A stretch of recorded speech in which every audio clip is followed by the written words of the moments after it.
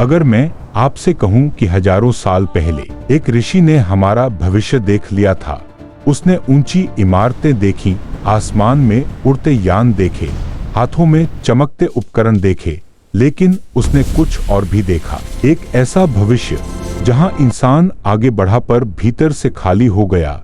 यह कहानी है ऋषि वेदात्मा की। त्रेता युग का अंतिम समय था।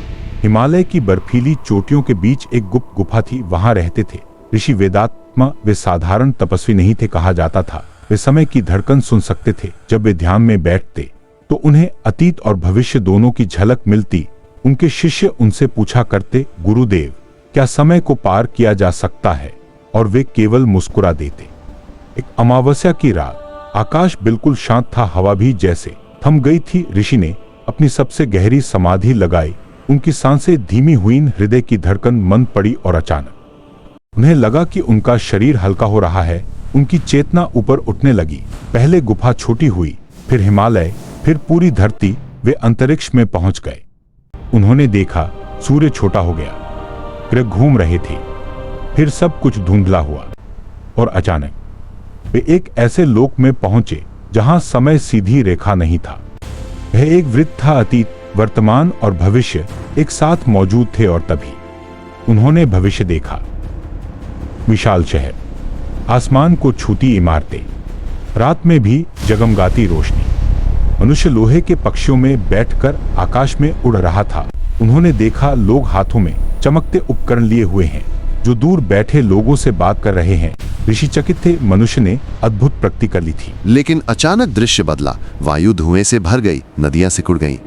लोग पास खड़े थे लेकिन एक दूसरे से दूर थे। उन्होंने युद्ध देखे, आग के विशाल गोले, ध्वस्त शहर, मशीनें इंसानों पर हावी हो रही थीं। ऋषि की आत्मा कांप उठी। क्या यही विकास है? फिर अचानक एक और भविष्य सामने आया। हरी भरी धरती, स्वच्छ नदियां, सौर ऊर्जा से जगमगाते शहर। लोग तकनीक का उपयोग कर रहे थे लेकिन प्रकृति के साथ संतुलन में। वहां शांति थी। ऋषि समझ गए, भविष्य निश्चित नहीं है, यह संभावनाओं का जाल है। उन्होंने एक और समय रेखा देखी जहां मनुष्य और मशीन एक हो चुके थे। चेतना डिजिटल रूप में संरक्षित थी। लोग अमर तो थे लेकिन उनकी आंखों में भावनाएं नहीं थीं। ज्ञान था पर करुणा नहीं। अचानक उनकी समाधि टूटी। गुफा में वही अमावस्या की रात थी। सिर्फ कुछ क्षण बीते थे लेकिन ऋषि हजारों वर्ष आगे घूम आए थे।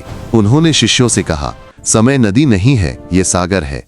तुम जिस दिशा में नाव मोड़ोगे भविष्य वैसा ही बनेगा। और जाते जाते उन्होंने लिखा, मनुष्य का सबसे बड़ा शत्रु समय नहीं, अज्ञान है। अब प्रश्न ये है, हम कौन सा भविष्य चुनेंगे?